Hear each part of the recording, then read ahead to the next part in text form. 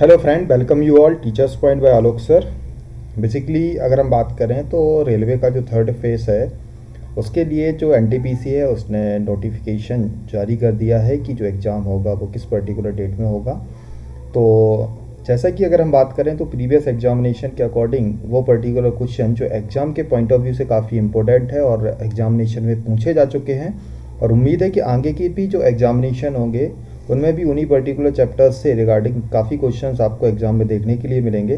तो आज की जो पर्टिकुलर क्लास होगी जहाँ पर हम वो सारी चीज़ें जो एग्ज़ाम के पॉइंट ऑफ व्यू से काफ़ी इंपॉर्टेंट है और आने वाले एग्जामिनेशन में आपसे ज़रूर पूछा जाएगा, तो उन्हीं के बारे में हम डिस्कशन आज करते हैं। तो सबसे पहले अगर हम बात करें तो आईएनसी यानी इंडियन नेशनल कांग्रेस से एक क्वेश्चन आपका एग्जामिनर पूछ रहा है। तो सबसे पहले अगर हम बात करें तो इंडियन नेशनल कांग्रेस की जब हम बात करते हैं स्थापना की, तो इंडियन नेशनल कांग्रेस की स्थापना 1885 में हुई थी।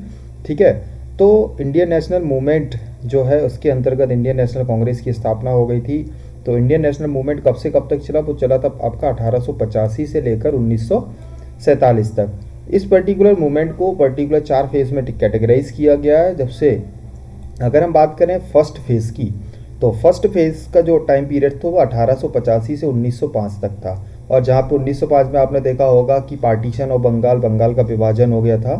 ठीक है, जिसे डॉक्ट्रिन ऑफ लैप्स के नाम से भी जानते हैं। तो इसी पर्टिकुलर 1885 से 1905 तक का जो टाइम होता है उसे हम इरा ऑफ लिबरल्स के नाम से जानते हैं, जिसे हम उदारवादी चरण के नाम से भी इसे हम जानते हैं। जहाँ पर कहते हैं कि गांधी जी जो इसका एक बेस्ट एग्जाम्पल हो सकते हैं कि गांधी जी क्या थे? एक उदारवादी नेता थे। ठीक है, सेकंड अगर हम बात करें तो सेकंड फेज़ जो होता है वो 1905 से लेकर 1919 तक का फेज़ माना जाता है। ठीक है, जिसे हम उग्रवादी चरण के नाम से जानते हैं। यानी यहाँ पर आपके एक्सट्रीमिस्ट जो लोग थे, ठीक है, एक्सट्रीमिस्ट मतलब जो होते कह सकते हैं कि एक गर्म खून वाले, जैसे कि भगत सिंह हो गए, सुखदेव हो गए, राजगुरु हो गए। ठीक है, जो पर्टिकुलर हिंसा पर ना चल के अहिंसा पर चलने इनका एक उद्देश्य हुआ करता था, और इनका जो मेन मोटो होता था कि वो कैसे भी करके इनको आज़ादी या स्वतंत्रता चाहिए है। थर्ड फेज़ की अगर हम बात करें तो 1919 से लेकर 1942 तक, जिन्हें हम गांधीयन एरा के नाम से जाने जाते हैं, जहाँ पर सारे जो गांधीयन मूवमेंट्स हुए हैं उनके बारे में हम डिस्कशन करेंगे। और जो फोर्थ फेज़ है इसके अंतर्गत आप इंडिपेंडेंस की ओर जब बढ़ जाते हैं कि आज़ादी के लिए जो हमारे स्वतंत्रता संग्राम सेनानी हैं, ठीक है, उन्होंने क्या क्या इम्पोर्टेंट रोल प्ले किए हैं उनके बारे में हम 1942 से 1947 तक देखेंगे। तो सबसे पहले हम आईएनसी की बात करने से पहले हम बात करते हैं कि भारत में कई सारी जो कंपनियां थीं वो अकॉर्डिंग टू जिनके अचीवमेंट या गोल अलग अलग थे, कई सारी कंपनियों का या सोसाइटीज़ या एसोसिएशंस का निर्माण किया गया भारत में। और आपसे एग्जामिनर एक क्वेश्चन पूछ सकता है कि विच of the following is the founder of land holder society, यानी लैंड होल्डर्स और सोसाइटी जो था उनकी स्थापना किसने की थी? तो आपको याद रखना है, डेट यहाँ पर इतनी इंपॉर्टेंट रोल प्ले नहीं करती हैं, बट जो पर्टिकुलर फाउंडर है उनका नाम आपको याद रखना ही रखना है। तो सबसे पहले अगर बात करें लैंड होल्डर सोसाइटी जो थी उसकी जो स्थापना की गई थी वो किसके द्वारा की गई थी? द्वारकानाथ टैगोर के द्वारा की गई थी। सेकंड अगर हम बात करें, यही द्वारकानाथ टैगोर ने एक और पर्टिकुलर एसोसिएशन की स्थापना की थी जिसे बोलते थे बंगाल ब्रिटिश एसोसिएशन। नेक्स्ट अगर हम बात करें, इंडियन एसोसिएशन की स्थापना सुरेंद्रनाथ बनर्जी और आनंद मोहन बोस ने द्वारा की गई थी। किसकी? इंडियन एसोसिएशन की स्थापना किसके द्वारा की गई थी? सुरेंद्रनाथ बनर्जी और आनंद मोहन बोस के द्वारा। नेक्स्ट अगर हम बात करें तो आपने देखा होगा 1600 ईस्वी में ईस्ट इंडिया कंपनी भारत आई थी। ठीक है, यानी अंग्रेज़ों का जो एक भारत था वो एक उपनिवेश था। तो सिमिलर उन्हीं के नाम पर एक कंपनी रखी गई, इनका नाम रखा गया है ईस्ट इंडिया एसोसिएशन। ठीक है, इसकी स्थापना लंदन में की गई थी। तो आपसे कभी भी अगर एक क्वेश्चन पूछा जाता है ईस्ट इंडिया एसोसिएशन की स्थापना किसके द्वारा की गई थी, तो आपको दादा भाई नौरोजी का वहाँ पे टिक लगाना है, बिकॉज वो काफ़ी सारे लोग कंफ्यूज हो जाते हैं कि ईस्ट इंडिया एसोसिएशन यानी ईस्ट इंडिया तो ये ब्रिटेन की एक पर्टिकुलर कंपनी थी। तो ऐसा नहीं, किसी भी ब्रिटिशर्स का यहाँ पर नाम आएगा, बट ईस्ट इंडिया एसोसिएशन की यहाँ पर बात हो रही है। तो किसके द्वारा की गई थी स्थापना इनकी? दादा भाई नौरोजी के द्वारा की गई थी। उसके बाद कुछ ज़्यादा कोई इम्पोर्टेंट बात नहीं है यहाँ पे। मद्रास और पुणे की अगर हम बात करें तो यहाँ पर ज़्यादा इम्पोर्टेंट क्वेश्चन ही नहीं बनता है। आगे अगर हम बात करें तो सबसे पहले इंडियन नेशनल कांग्रेस के बारे में अब हम जानते हैं। तो इंडियन नेशनल कांग्रेस की जो फाउंडेशन रखी गई थी वो कब रखी गई थी? 1885 में रखी गई थी। ठीक है, 1884 से 1888 तक उस समय जो भारत के जो वायसराय हुआ करते थे जिनका नाम था लॉर्ड डफरिन। आपसे ये भी क्वेश्चन पूछा जा सकता है कि जिस समय इंडियन नेशनल कांग्रेस की स्थापना हुई थी उस समय भारत के जो वायसराय थे वो कौन थे? तो आपको याद रखना है लॉर्ड डफरिन के समय पर इंडियन नेशनल कांग्रेस की स्थापना की गई थी। और लॉर्ड डफरिन के द्वारा ही बोला गया था ये सूक्ष्मदर्शी अल्पसंख्यकों की संख्या है, यानी जो आईएनसी है, जहाँ पे एक जो अल्पसंख्यक वर्ग हैं या सूक्ष्मदर्शी अल्पसंख्यक जिन्हें बोला गया है उनकी एक संख्या है, उसे बोला गया था किसके द्वारा? लॉर्ड डफरिन के द्वारा। आगे अगर हम बात करें तो आईएनसी की जो स्थापना की गई थी, इसके जो फाउंडर हैं वो कौन है? इनका नाम है एलन ऑक्टेव ह्यूम, जिन्हें हम A.O. ह्यूम के नाम से जानते हैं। और आईएनसी की जो स्थापना की गई थी वो कहाँ की गई थी? दरभंगा में की गई थी। ठीक है, यूपी उत्तर प्रदेश का आज पार्ट है दरभंगा आपका।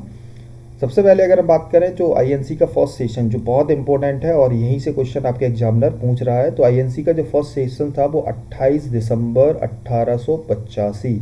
ठीक है, तो देखो 8 को आपको याद रखना है और जो पर्टिकुलर जो दिसंबर लास्ट मंथ था यानी 1885 का जो लास्ट मंथ था दिसंबर। ठीक है, तो 28 दिसंबर 1885 को फर्स्ट सेशन आईएनसी का रखा गया था। और इसका जो फर्स्ट सेशन का जो वेन्यू था वो कौन था? गोकुल दास तेजपाल संस्कृत विश्वविद्यालय। ठीक है, कौन से विद्यालय में हुई थी? गोकुल दास तेजपाल संस्कृत विद्यालय। उस समय पर फर्स्ट सेशन में जो आईएनसी के मेंबर्स थे वो कितने थे? 72 मेंबर्स थे। और इसके जो फर्स्ट एक्टिंग प्रेसिडेंट हुआ करते थे आईएनसी के पहले सेशन के, ठीक है, जिनका नाम था व्योमेश चंद्र बनर्जी। ये क्वेश्चन आपके शायद 16 जैन वाले जो पेपर है उसमें पूछा गया था कि जो आईएनसी है उनके फर्स्ट जो एक्टिंग प्रेसिडेंट थे उनका नाम क्या था? तो उनका नाम था व्योमेश चंद्र बनर्जी। आईएनसी के कुछ मेंबर्स हैं, दादा भाई नेरोजी जैसे हुए, फिरोज शाह मेहता हुए, सुब्रमण्यम अय्यर जी हुए, केटी तेलंगवी हुए, ठीक है, और वी राघवाचार्य भी हुए। कांग्रेस की जब हम बात करते हैं तो कांग्रेस जो वर्ड है वो यूएसए से लिया गया है।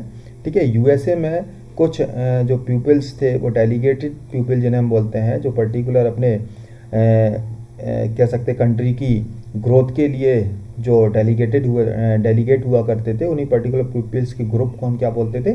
कांग्रेस बोलते। तो कभी भी आपसे पूछा जाए कांग्रेस वर्ड कहाँ से लिया गया है, तो वो कहाँ से लिया गया है? यूएसए से लिया गया है, और जिसका मतलब होता है ग्रुप ऑफ डेलीगेट पीपल्स। आगे अगर हम बात करें इंडियन नेशनल कांग्रेस, ठीक है, तो सबसे पहले अगर हम बात करें तो कांग्रेस की जो स्थापना की थी वो A.O. ह्यूम ने की थी। ठीक है, बट इसके आगे इंडियन नेशनल जो वर्ड है वो जोड़ा गया था। ठीक है, वो 1892 में जोड़ा गया था। ठीक है, कब जोड़ा गया था? 1892 में। और आगे चल के आप देखेंगे जो सेशंस हैं उनमें आप कैटेगराइज करेंगे कि किस पर्टिकुलर सेशन में क्या क्या चीज़ें हुई हैं और कौन से सेशन। बेसिकली सेशन तो बहुत सारे हैं, बट उनमें से इंपॉर्टेंट सेशन जो एग्जाम में आपसे पूछे जा सकते हैं, ठीक, उन सेशंस के बारे में हम आपको हाईलाइट करके वो सारी चीज़ें एक बार मेमोराइज ज़रूर करवाएंगे।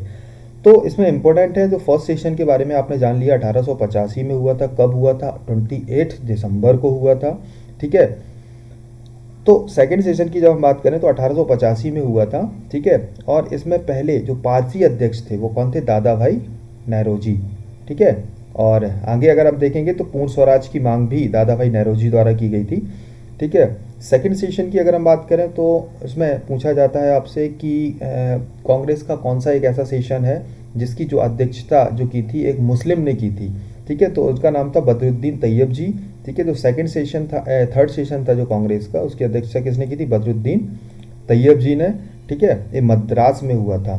ठीक है, कोलकाता, मद्रास, इलाहाबाद, इन चीज़ों तीनों पर्टिकुलर जो प्लेस हैं वो काफ़ी इंपॉर्टेंट है, आगे भी आप देखेंगे, क्योंकि कोलकाता एक उस समय पर एक ऐसा पर्टिकुलर प्लेस हुआ करता था जहाँ पे सारे जो डिस्प्यूट हुआ करते थे, या कोलकाता उसमें भी बहुत बड़ा एरिया हुआ करता था, नॉर्थ ईस्ट स्टेट जो हुआ करता था।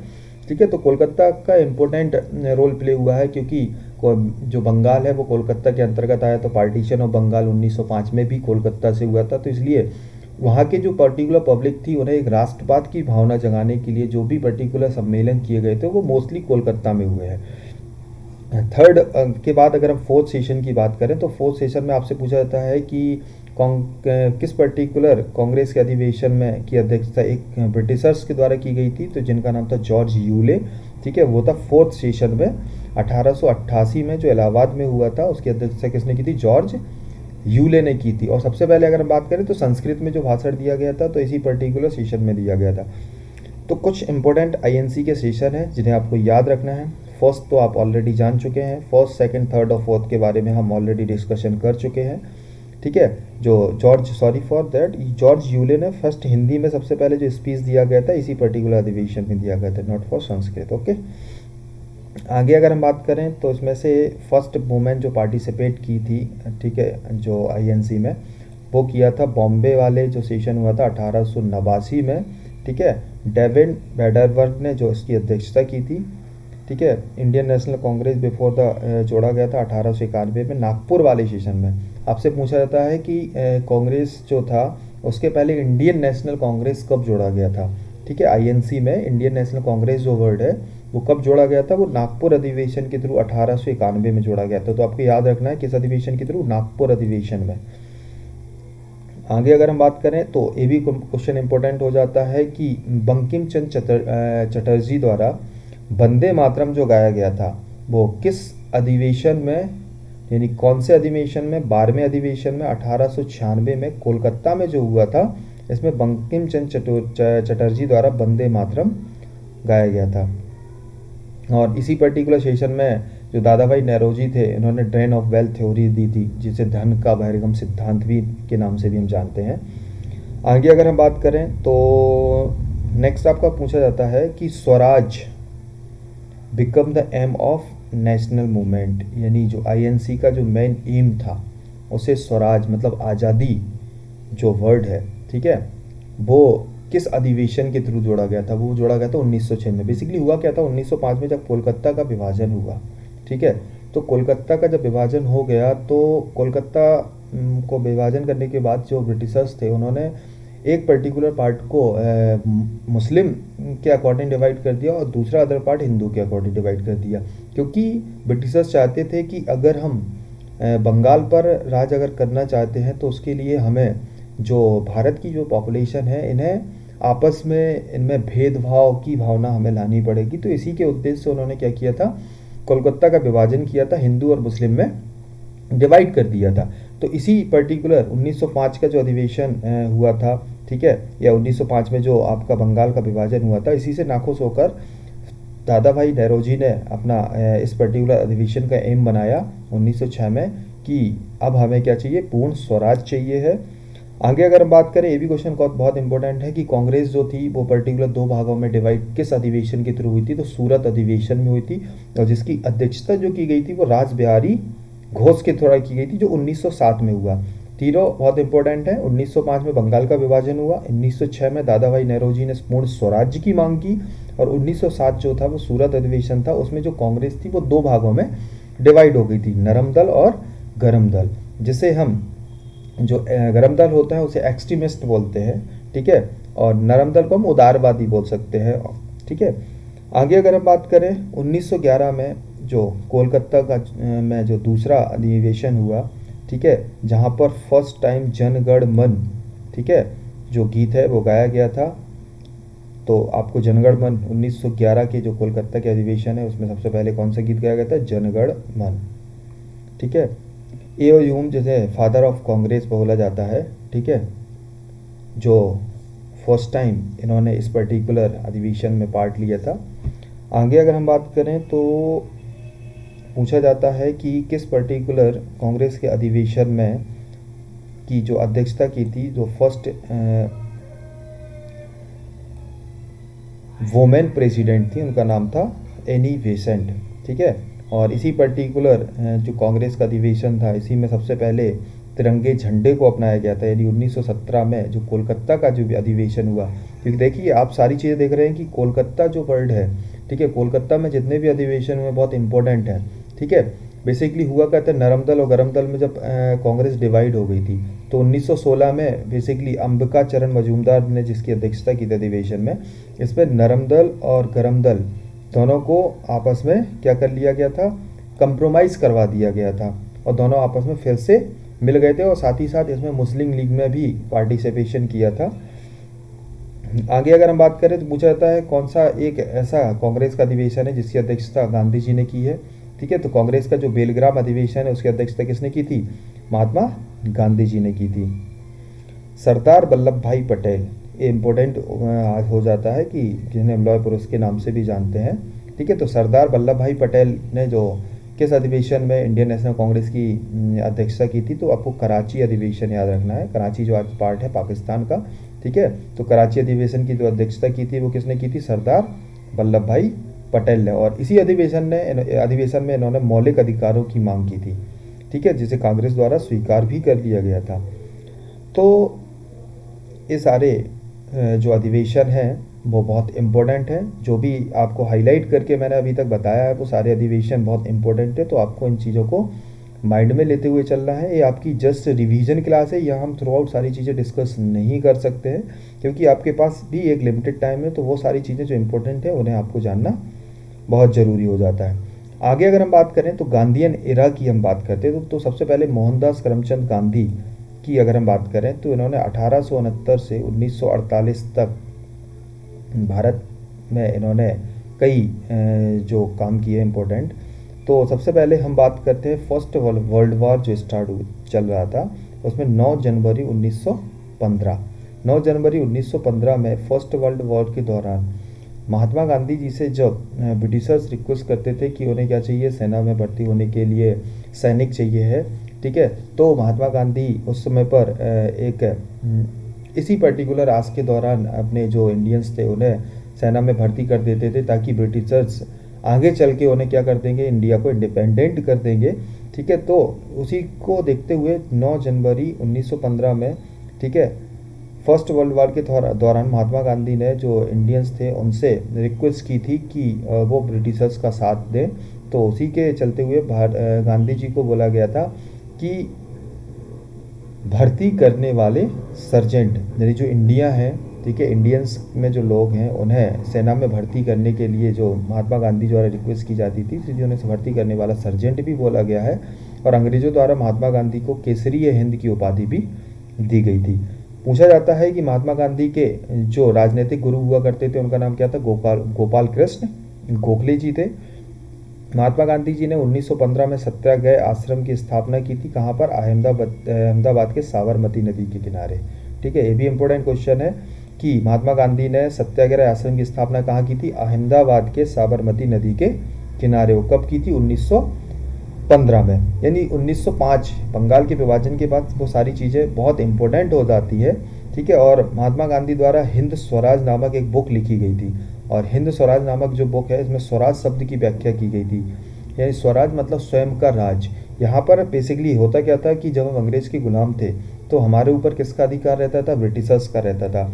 बट इंडियंस चाहते थे कि हमारा देश है, हमारी ही सारी चीज़ें चलनी चाहिए, हमारे अकॉर्डिंग यहाँ की पॉलिटिक्स चलनी चाहिए। ठीक है, आगे अगर हम बात करें 1917 से 18 के बीच गांधी जी के प्रमुख जो सत्याग्रह हुए हैं उनके बारे में, तो सबसे पहले सत्याग्रह जो हुआ था चंपारण, ये क्वेश्चन भी पूछा जा चुका है 16 जनवरी वाले शिफ्ट में कि महात्मा गांधी द्वारा प्रथम सत्याग्रह जो किया गया था वो कौन सा था? वो 1917 में चंपारण था। ठीक है, 1918 में क्या किया था? खेड़ा का सत्याग्रह किया गया था। और 1918 में अहमदाबाद के मिल मजदूरों को जो प्लेग तो उस समय पे चल रहा था, जो प्लेग से लोग मर रहे थे, ठीक है, सारी चीज़ें, तो वहाँ पे जो कंपनी थी, जो अहमदाबाद के मजदूर थे, उन्हें पे क्या क्या दिया जाता था? एक बोनस दिया जाता था जिसे प्लेग बोनस के नाम से जानते थे। जब महात्मा गांधी ने अहमदाबाद मिल मजदूरों के लिए एक आंदोलन किया उसके थ्रू जो प्लेग बोनस था वो 20% मालिकों ने देने का डिसाइड किया। बट महात्मा गांधी अपनी बात पे अड़े रहे और उन्होंने कहा कि नहीं, जो मजदूरों को जो बोनस मिलना चाहिए वो 35% बोनस मिलना ही चाहिए। और इसी को चलते हुए 15 मार्च 1918 को वो महात्मा गांधी भूख हड़ताल पर बैठ गए और लास्ट में ये जो बोनस था उसे 35% मजदूरों को दिया गया। आगे अगर हम बात करें तो रॉलेट एक्ट 1919 में, ये भी काफ़ी इंपॉर्टेंट हो जाता है कि रॉलेट एक्ट जो हुआ था वो कब आया था? वो 1919 में आया था। 17 मार्च 1919 में रॉलेट एक्ट पारित हुआ था जिन्हें काला कानून के नाम से भी जानते हैं, जहां पर बिना वकील, बिना अपील और बिना दलील अगर किसी पर संदेह होता है, किसी भी इंडियंस पर, कि वो असामाजिकता फैला रहा है, सांप्रदायिक दंगे फैला रहा है, तो जो ब्रिटिश गवर्नमेंट थी उसे बिना किसी अपील, दलील और वकील के डायरेक्टली उस पर्टिकुलर पर्सन को गिरफ्तार कर सकती थी। ठीक है, और इसी पर्टिकुलर रॉलेट एक्ट के चलते हुए गांधी जी ने एक सत्याग्रह सभा की स्थापना की और 6 अप्रैल 1919 में पूरे देश में भूख हड़ताल की गई, और जिसमें पंजाब और दिल्ली में गांधी जी का जो प्रवेश था वो प्रतिबंधित कर दिया गया था। बेसिकली हुआ क्या था, रॉलेट एक्ट के विरोध में जो गांधी जी थे उन्होंने सत्याग्रह सभा की स्थापना की। सत्याग्रह सभा की स्थापना करने के बाद उन्होंने निर्णय लिया कि पूरे देश में क्या रहेगी, भूख हड़ताल रहेगी। ठीक है, यानी कोई भी व्यक्ति किसी भी मिल में नहीं काम करने नहीं जाएगा। जो भी ब्रिटिशर्स के लिए यहाँ पर काम करते थे सारे लोग उसमें नहीं जाएंगे, भूख हड़ताल में पार्टिसिपेट करेंगे। तो 6 अप्रैल 1919 में पूरे देश में भूख हड़ताल की गई, और इसी भूख हड़ताल को उग्र न होने के दौरे के चलते हुए अंग्रेज़ों ने क्या किया था, महात्मा गांधी का पंजाब और दिल्ली जाना प्रतिबंधित कर दिया गया था। 9 अप्रैल जो 1919 है, यानी 6 अप्रैल के बाद जस्ट 3 दिन बाद 9 अप्रैल 1919 में जब गांधी जी बेसिकली पंजाब जा रहे थे, ठीक है, तो उस समय पर उनका जब वो जा रहे थे तो पालवल एक स्टेशन पड़ता है, वहाँ पर गांधी जी की पहली बार भारत में गिरफ्तारी हुई थी। तो अब से ये भी पूछा जा सकता है कि गांधी जी की भारत में सबसे पहले गिरफ्तारी कहाँ से हुई थी, तो हुई थी वो पालवल स्टेशन से हुई थी। और क्यों हुई थी, क्योंकि गांधी जी रॉलेट एक्ट के विरोध में जो भूख हड़ताल थी उसके सपोर्ट करने के लिए कहाँ जा रहे थे, पंजाब जा रहे थे। ठीक है, और क्योंकि उनकी पंजाब में एक जलियांवाला बाग में एक मीटिंग भी थी। आगे अगर हम बात करें तो 1919 में जलियांवाला बाग हत्याकांड हुआ। ठीक है, जो बहुत ही अपने आप में बहुत ही दर्दनाक एक घटना हुई थी। ठीक है, तो यहाँ से भी क्वेश्चन आपसे एग्जामिनर पूछ सकता है कि जलियांवाला बाग हत्याकांड 1919 में हुआ, बच्चा जानता है। ठीक है, बेसिकली और इस जलियांवाला बाग हत्याकांड जो हुआ था उसमें पंजाब में 2 पर्टिकुलर कह सकते हैं कि स्वतंत्रता संग्राम सेनानी हुआ करते थे, जिनका नाम था डॉक्टर किचलू और डॉक्टर सत्यपाल। इन दोनों की गिरफ्तारी कर ली गई थी ब्रिटिशर्स द्वारा। तो 10 अप्रैल 1919 में एक शांतिपूर्ण जुलूस निकाला गया। 10 अप्रैल 1919 को क्या निकाला गया, एक शांतिपूर्ण जुलूस निकाला गया। और 13 अप्रैल 1919 को जलियांवाला बाग जो अमृतसर पंजाब में है, यहाँ पर एक शांतिपूर्ण ढंग से सम्मेलन चल रहा था। बट अगर हम बात करें तो रॉलेट एक्ट के थ्रू अंग्रेज़ों ने को ये राइट्स मिल गए थे कि वो बिना दलील, बिना वकील, ठीक है, ये गिरफ्तारी कर सकते हैं अगर उन्हें लगे कोई भी सांप्रदायिक दंगा या फिर अशांति फैला रहा है। बट यहाँ पर तो एक शांतिपूर्ण ढंग से जुलूस निकाला गया था और सारे जो इंडियंस थे तो शांतिपूर्ण ढंग से एक सम्मेलन कर रहे थे। तो जलियांवाला बाग हत्याकांड में 13 अप्रैल 1919 को जब शांतिपूर्ण सम्मेलन चल रहा था, तभी जनरल डायर ने क्या किया था, इस पर्टिकुलर इसमें एंट्री के लिए एक ही पर्टिकुलर गेट हुआ करता था, तो इसी पर्टिकुलर गेट पर खड़े होकर अपने जो सैनिक थे उनको गोली मारने का आदेश दे दिया था, जिसमें 1000 से ज़्यादा सैनिक 1000 से अधिक जो लोग थे वो मारे गए थे। ठीक है, इसी पर्टिकुलर घटना के दौरान गांधी जी को कहीं बहुत ज़्यादा आघात हुआ और गांधी जी ने अपनी जो केसरी हिंद, ठीक है, जिन्हें कहते थे कि भर्ती करने वाला सर्जेंट, ठीक है, जो ब्रिटिशर्स द्वारा इन्हें उपाधि दी गई थी उसे उन्होंने वापस लौटा दी। और साथ ही साथ जो रविन्द्रनाथ टैगोर जी हैं उन्हें नाइटहुड की उपाधि भी दी गई थी। तो रविन्द्रनाथ टैगोर ने इसी पर्टिकुलर हत्याकांड के दौरान ये भी उपाधि अपनी वापस कर दी थी। उसके बाद इन्वेस्टिगेशन किया गया था। ब्रिटिशर्स ने जो जनरल डायर ने जो पर्टिकुलर ऑर्डर दिया था गोली चलाने का, उस पर इन्वेस्टिगेशन भी हुआ और इस इन्वेस्टिगेशन के लिए कमेटी जो गठित की गई थी तो उसे क्या बोलते हैं, हंटर कमेटी। आपसे पूछा जाए कभी भी एग्जामिनेशन में कि जलियांवाला बाग हत्याकांड के इन्वेस्टिगेशन के लिए जो कमेटी गठित की गई थी उसका नाम क्या था, तो उसका नाम था हंटर कमेटी था। 1919 में कांग्रेस का जो अगला सेशन हुआ जो अमृतसर में हुआ, और अमृतसर में ही चमनदीप नामक एक स्वतंत्रता संग्राम सेनानी जो हुआ करते थे जिनका नाम था चमनदीप, और इन्होंने ही एक फौज की स्थापना की थी जिन्हें झंडा फौज के नाम से जानते हैं। सॉरी, डंडा फौज है, झंडा ना हो के क्या डंडा फौज है। ठीक है, अंग्रेजों के खिलाफ एक पर्टिकुलर फौज बनाई गई थी। आगे अगर हम बात करें तो 1920 में खिलाफत जो मूवमेंट था, ठीक है, उस समय पर तुर्की का विघटन होने लगा था। ठीक है, 1920 में कोलकाता जो सेशन हुआ था उसका मुद्दा था जलियांवाला बाग हत्याकांड और खिलाफत आंदोलन। ठीक है, 17 अक्टूबर 1919 में खिलाफत दिवस न मनाया गया। ठीक है, किसी के अगेंस्ट में, वो मिला था जलियांवाला बाग हत्याकांड के खिलाफ में मनाया गया था। ठीक है, और खिलाफत जो कमेटी थी उसकी अध्यक्षता किसे सौंपी गई थी? गांधी जी को सौंपी गई थी। तो ये भी इंपॉर्टेंट क्वेश्चन है कि खिलाफत कमेटी की जो अध्यक्षता थी वो किसके पास थी? गांधी जी के पास थी। ठीक है, जो सीवर्स की संधि थी वो तुर्की के विभाजन हो गया था, तो गांधी द्वारा खिलाफत और असहयोग आंदोलन के विलय करने की सिफारिश की गई थी। ठीक है, सीवर्स की संधि जो हुई थी तुर्की के विभाजन के बाद हुई थी। ठीक है, और जो गांधी जी इस पर्टिकुलर संधि के दौरान गांधी जी के द्वारा खिलाफत जो आंदोलन था और असहयोग आंदोलन, ठीक है, खिलाफत असहयोग मतलब नॉन कोऑपरेटिव मूवमेंट, ठीक है, इस दोनों को एक साथ मिलाने की सिफारिश की गई थी कि इन दोनों आंदोलन को हम एक बनाकर क्या करते हैं? अंग्रेजों का बाइकआउट करते हैं। आगे अगर हम बात करें तो 1920 में कोलकाता का नेक्स्ट जो अधिवेशन हुआ जहां पर असहयोग आंदोलन यानी नॉन कोऑपरेटिव मूवमेंट को क्या मिल गई थी? स्वीकृति मिल गई थी, और इसकी जो अध्यक्षता की थी, ये विशेष अधिवेशन था basically after the Jallianwala Bagh हत्याकांड, जिसकी अध्यक्षता किसके द्वारा की गई थी? लाला लाजपत राय द्वारा की गई थी। ठीक है, ये वही लाला लाजपत राय हैं जिन्होंने अंग्रेजों की लाठियों से इनकी मृत्यु हो गई थी।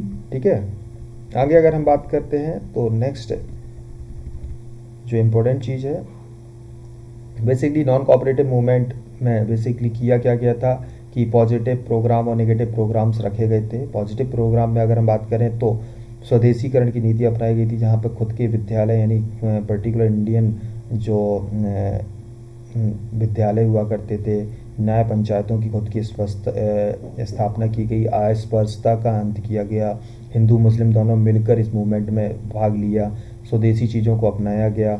ठीक है, इन सारी चीज़ों का जो था एक पॉजिटिव प्रोग्राम रखा गया था, और नेगेटिव इसका प्रोग्राम था जो नॉन कोऑपरेटिव मूवमेंट का। ठीक है, उसमें क्या किया जाता था कि सरकारी उपाधियां, जैसे कि आपको पता होगा सरकारी स्कूल कॉलेज, विदेशी कपड़ों का बहिष्कार, सरकारी पदों से इस्तीफा, जैसे कि गांधी जी ने जो अपना सरकारी उपाधि थी वो भी वापस दे दी थी, रविन्द्रनाथ टैगोर जी ने भी अपनी नाइटहुड की उपाधि वापस दे दी थी। तो सरकारी जो उपाधि थी उनका बहिष्कार किया गया और उन्हें वापस दे दी गई। आगे अगर हम बात करें तो 17 नवंबर 1921 में प्रिंस ऑफ वेल्स, ठीक है, जो उस समय पर ब्रिटेन के जो प्रिंस हुआ करते थे वो मुंबई आए, और उस समय पर पूरे भारत में एक हड़ताल की गई। जो इंडियंस थे उनके द्वारा क्या की गई थी? एक हड़ताल की गई थी। ठीक है, और उसी समय 5 फरवरी 1922 को चौरा चौरी कॉन्स्पिरेसी हुई गोरखपुर में। ठीक है, और पुलिस चौकी में आग लगा दी गई चौरा चौरी कॉन्स्पिरेसी के दौरान, और जिसमें 22 सिपाही मारे गए। इसी पर्टिकुलर चौरा चौरी कॉन्स्पिरेसी के दौरान गांधी जी को काफ़ी आघात पहुंचा, क्योंकि गांधी जी एक शांतिपूर्ण ढंग से नॉन कोऑपरेटिव मूवमेंट चला रहे थे, और इसी चीज़ से दुखी होकर गांधी जी ने 12 फरवरी 1922 को, ठीक है, जो बारदौली में कांग्रेस की बैठक हुई थी, उन्होंने असहयोग आंदोलन या नॉन कोऑपरेटिव जो मूवमेंट था उन्हें वापस ले लिया गया उनके द्वारा। उसके बाद 10 मार्च 1922 को गांधी जी की गिरफ्तारी कर ली गई और उन्हें 6 वर्ष का कारावास मिला। ठीक है, आगे अगर हम बात करते हैं तो साइमन आयोग, साइमन कमीशन कब आया था भारत में? 1928 में आया था, ये आपको याद रखना है।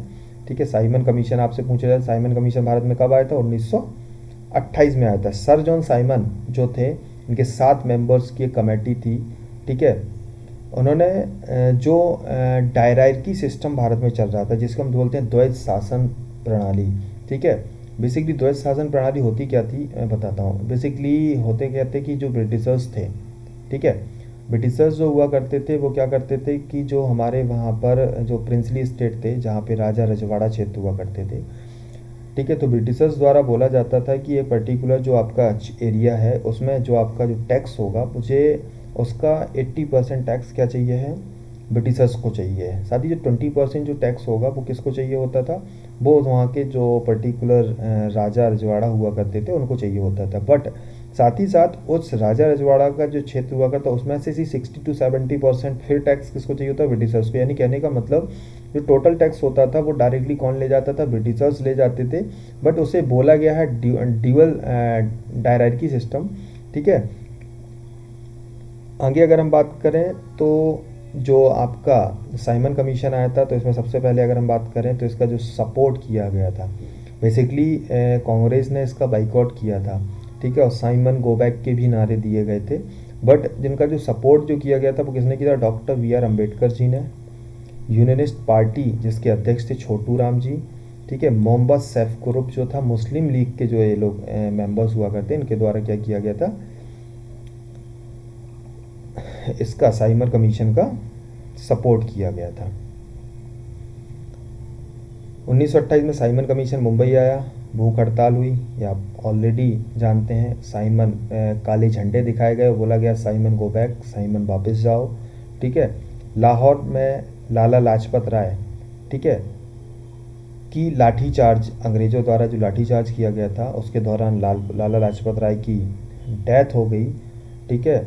और उसके बाद लॉर्ड वर्कनहेड ने मोतीलाल नेहरू के साथ एक मुलाकात हुई, ठीक है। लॉर्ड वर्कनहेड के द्वारा मोतीलाल नेहरू को बुलाया गया और शांतिपूर्ण ढंग से एक वार्ता की गई, और इस वार्ता के दौरान मोतीलाल नेहरू ने सर्वप्रथम स्वराज शब्द जो था, यानी स्वराज की मांग की गई।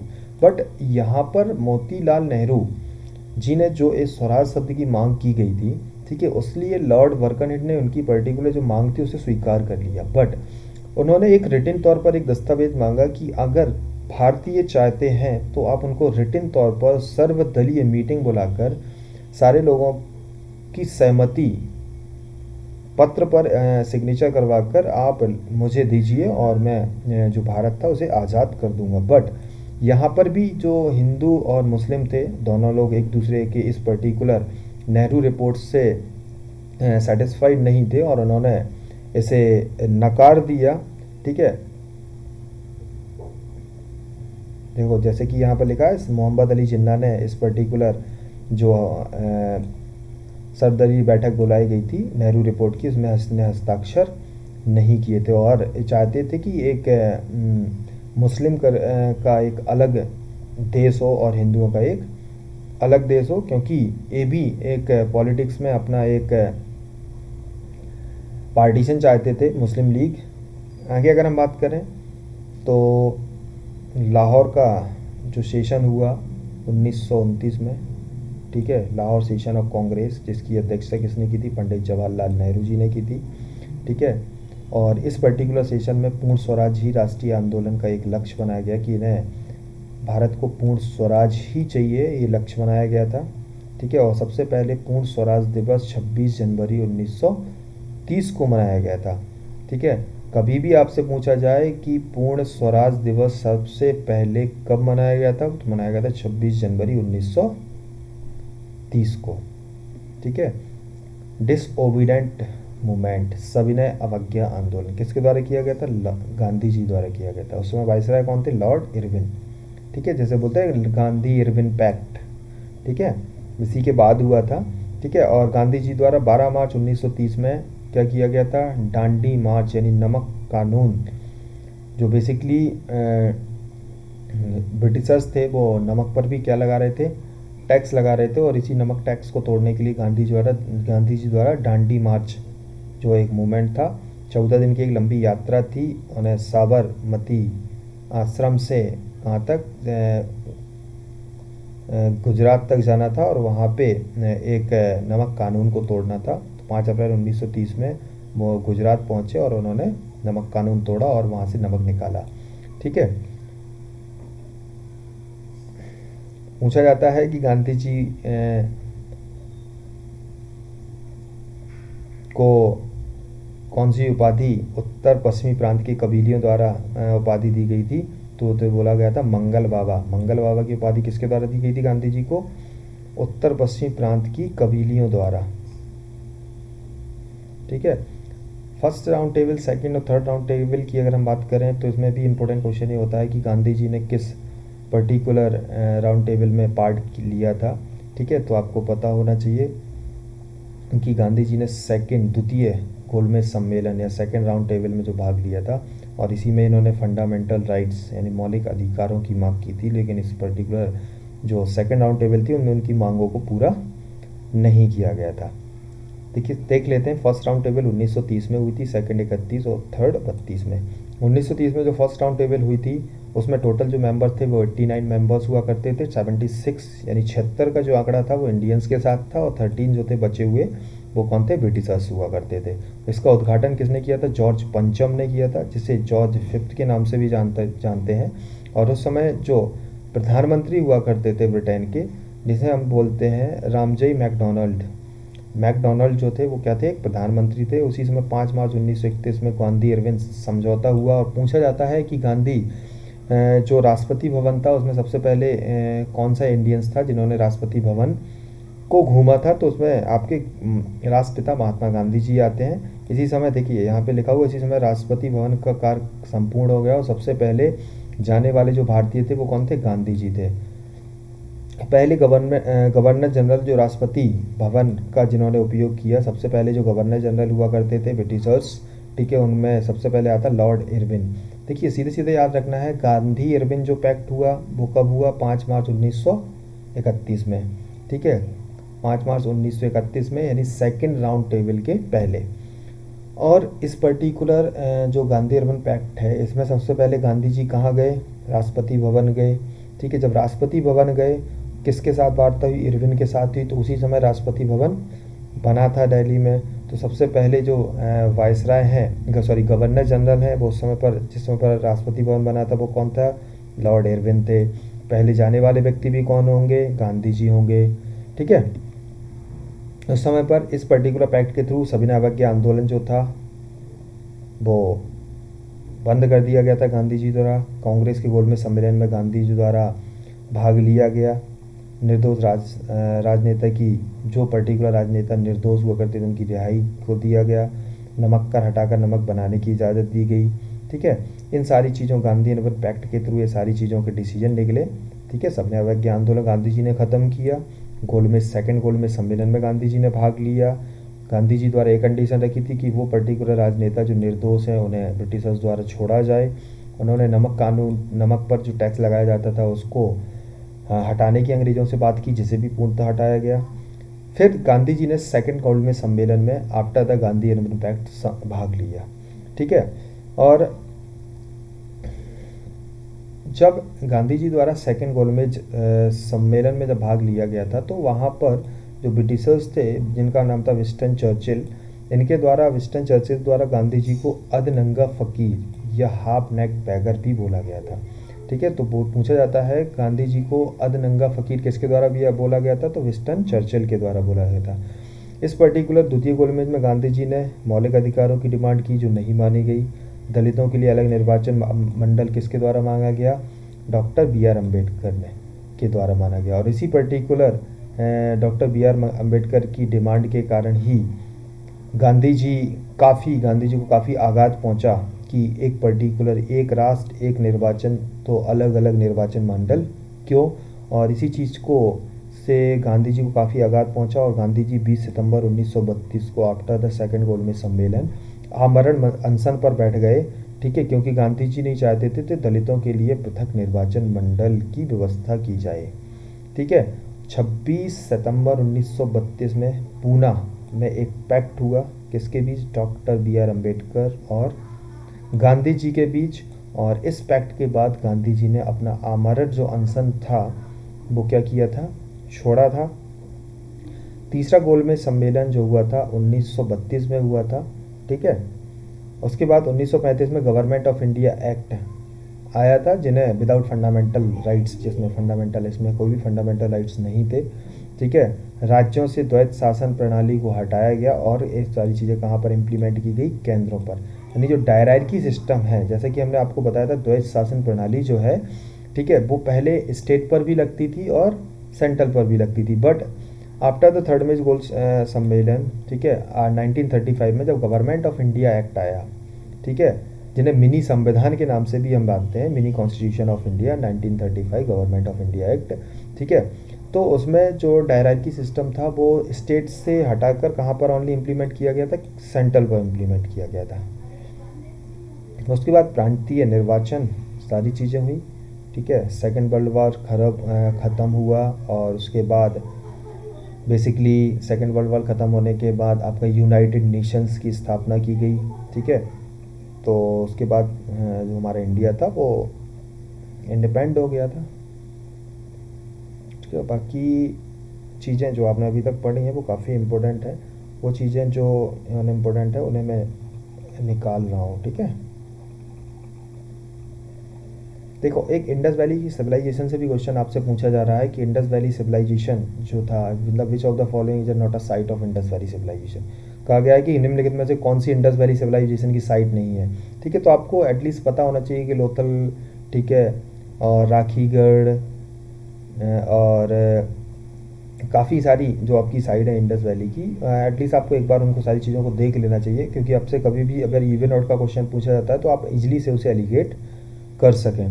तो सिंधु घाटी सभ्यता में अगर हम बात करें तो 2500 BC, before the crisis of Isa Masih, ठीक है, 2500 BC से 1750 ईस्वी तक का जो टाइम माना जाता है, जो सिंधु घाटी सभ्यता के नाम से जाना जाता है, और इसे एक अर्बन सिविलाइजेशन भी कहते हैं। सिंधु घाटी सभ्यता के जैसे ही कई अदर्स सिविलाइजेशन भी थी, जैसे कि अगर हम बात करें मेसोपोटामिया की जो सभ्यता थी, ठीक है, जो इराक में चलती थी, वो सिंधु घाटी सभ्यता जैसे ही लगभग थी, शहरी सभ्यता थी। चीन में भी एक सभ्यता चलती थी, मिस्र की भी एक सभ्यता थी। ठीक है, आगे अगर हम बात करें तो जो इंडस वैली सिविलाइजेशन है, इसकी जो डेट जो फिक्स की गई है वो कार्बन डेटिंग सिस्टम के थ्रू, या जिसे हम बोलते हैं कार्बन डेटिंग पद्धति के अनुसार इसकी डेट फिक्स की गई है। 16 अप्रैल 1853 में लॉर्ड डलहौजी, जिन्हें गवर्नर जनरल ऑफ इंडिया थे उस समय जो, ठीक है, उनके द्वारा भारत में पहली बार यात्री रेल चलाई गई थी। कहाँ से? मुंबई टू थाने से, जिसकी डिस्टेंस थी 34 किलोमीटर। ठीक है, और ट्रेन का नाम क्या था? Black beauty. तो आपको याद रखना है कि सबसे पहले जो यात्री ट्रेन किसके द्वारा चलाई गई थी? वो चलाई गई थी लॉर्ड डलहौजी के द्वारा। कहाँ से? मुंबई से थाने तक। कितनी डिस्टेंस थी? 34 किलोमीटर। उस ट्रेन का नाम क्या था? Black beauty. फर्स्ट जो थे भारतीय पुरातत्विक के, जिन्हें जनक बोला जाता है, ठीक है, तो पुरातत्विक विभाग के जो जनक थे, जिन्हें अलेक्जेंडर कनिंघम के नाम से जानते हैं। ये भी क्वेश्चन इंपोर्टेंट हो जाता है कि भारतीय पुरातत्व विभाग के जो सबसे पहले जो जिन्हें फाउंडर के नाम से अगर हम बात करें तो किनका नाम था? उनमें अलेक्जेंडर कनिंघम, 1856।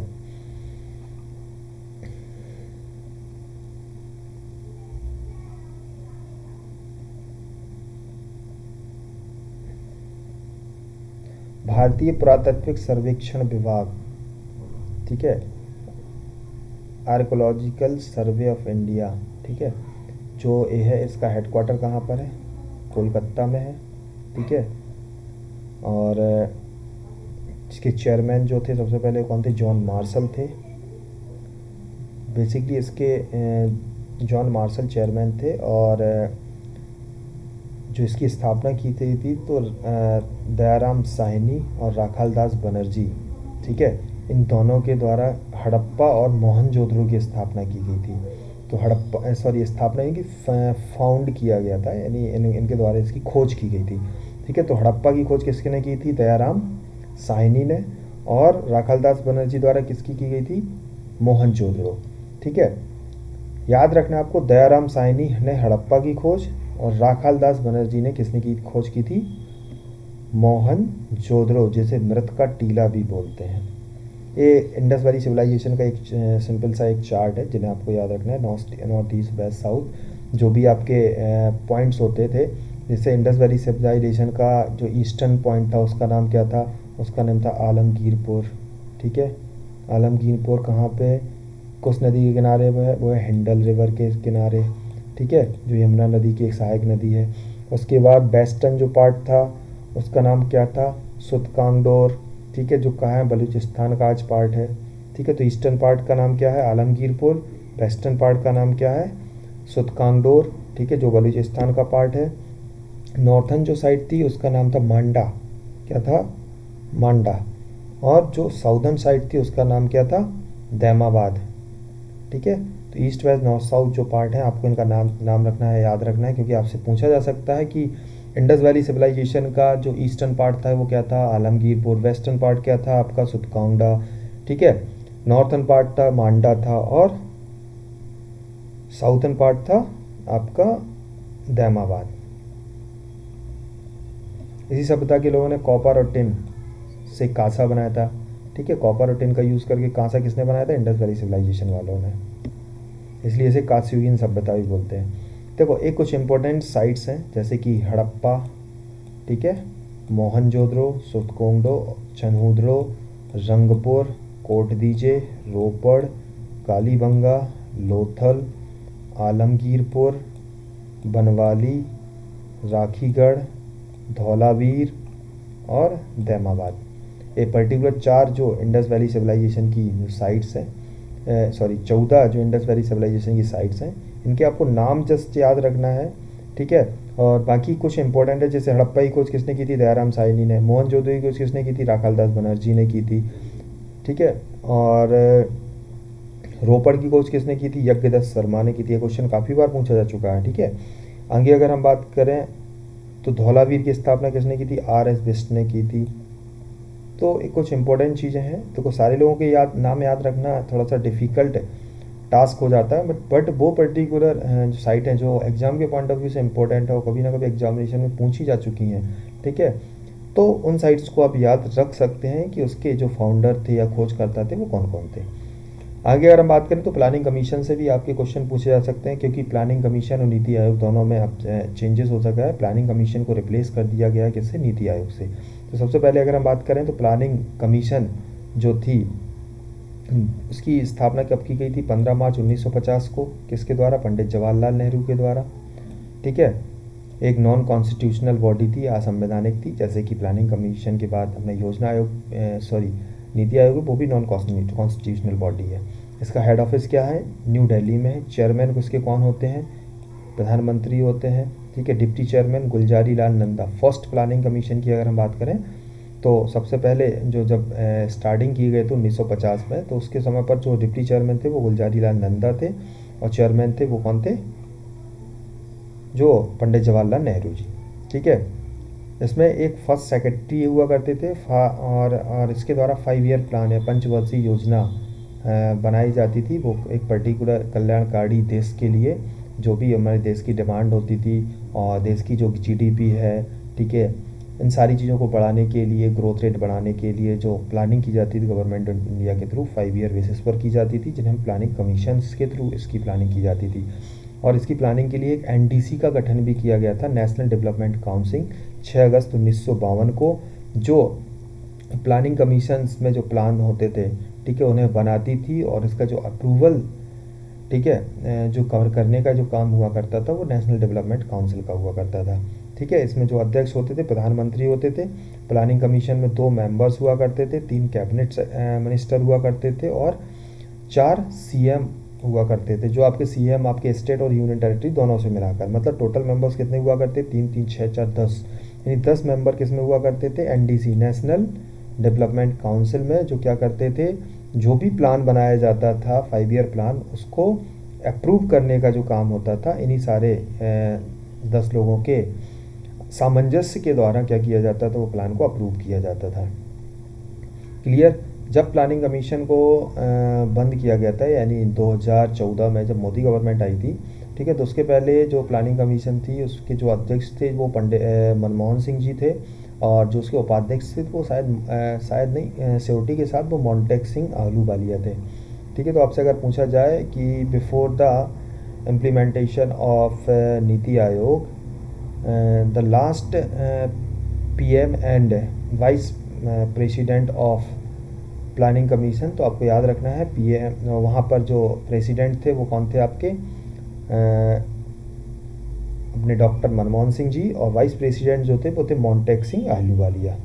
नीति आयोग की अगर हम बात करें 1 जनवरी 2015, यानी during the time of Modi government. Chairman कौन है कि? प्रधानमंत्री नरेंद्र मोदी, ठीक है। और जो डिप्टी चेयरमैन है वो कौन से हैं? अरविंद पनगड़िया जी। सेकंड प्रेसिडेंट है डिप्टी चेयरमैन तो राजीव कुमार जी हैं, ठीक है। उसके बाद चीफ एग्जीक्यूटिव ऑफिसर में 4 मिनिस्टर्स होते थे। फुल टाइम मेंबर्स भी कुछ, इसमें 3 फुल टाइम मेंबर्स हुआ करते थे और 2 पार्ट टाइम मेंबर, यानी 3 2 5 4 9, यानी टोटल जो इसमें मेंबर्स हैं वो 9 आपके A मेंबर्स हो गए और एक चेयरमैन हो गया 10 और एक डिप्टी चेयरमैन हो गया 11, ठीक है, और एक CO हो गए, ठीक है, जिन्हें 12, यानी टोटल नीति आयोग में जो मेंबर्स हुआ करते थे वो कितने मेंबर्स, 12 मेंबर्स हुआ करते थे। इसमें से 5 ईयर प्लान्स में से कुछ इंपॉर्टेंट जो रिसेंटली एग्जामिनेशन में भी पूछे गए हैं, जैसे सबसे पहले एक पूछा गया था कि देखो, ये क्वेश्चन कई बार पूछा जा चुका है अभी रिसेंटली अपने एनटीपीसी में कि भिलाई स्टील प्लांट किसके सहयोग से भारत में बनाया गया था, तो रसिया के सहयोग से। ये चीज़ याद रखना है। दुर्गापुर यानी माँ दुर्गा के नाम पे जो स्टील प्लांट है वो किसके द्वारा, किसके सहयोग से बनाया गया, ब्रिटिशर्स के। क्यों बनाया गया, क्योंकि ब्रिटिशर्स जब इंडिया पे रूल कर रहे थे तो ऐसा नहीं था कि वो भगवान को ना मानते हों, और कह सकते हैं कि जो ब्रिटिशर्स है, आपको याद रखना है माँ दुर्गा के में जिसकी आस्था थी वो ब्रिटिशर्स थे। ठीक है, तो ब्रिटिशर्स द्वारा कौन सा प्लांट बनाया गया था, दुर्गापुर स्टील प्लांट। और जो भिलाई में जो बना है भिलाई स्टील प्लांट, वो किसके सहयोग से बनाया गया, रसिया के सहयोग से। राउरकेला किसके सहयोग से बनाया गया, जर्मनी। यानी ये तीनों स्टील प्लांट में से एक पर्टिकुलर क्वेश्चन आपको जरूर एग्जाम में देखने के लिए मिलेगा। ठीक है, तो आपको ये 5 ईयर प्लान सारे, देखो सारी चीज़ें इस पर्टिकुलर छोटी सी रिवीजन क्लास में बताना संभव नहीं है, तो वो पर्टिकुलर चीज़ें जो इम्पोर्टेंट हैं, ठीक है, और जो कहीं ना कहीं आपके एग्ज़ाम में आपकी हेल्प कर सकते हैं, उन चीज़ों को हम यहाँ पर डिस्कस कर रहे हैं। तो आप इन्हें चीज़ों को रिवाइज़ कर लीजिएगा, और जो चीज़ें मैंने पढ़ाई हैं उन्हें एग्ज़ाम देने से पहले एक बार ज़रूर देख लीजिएगा।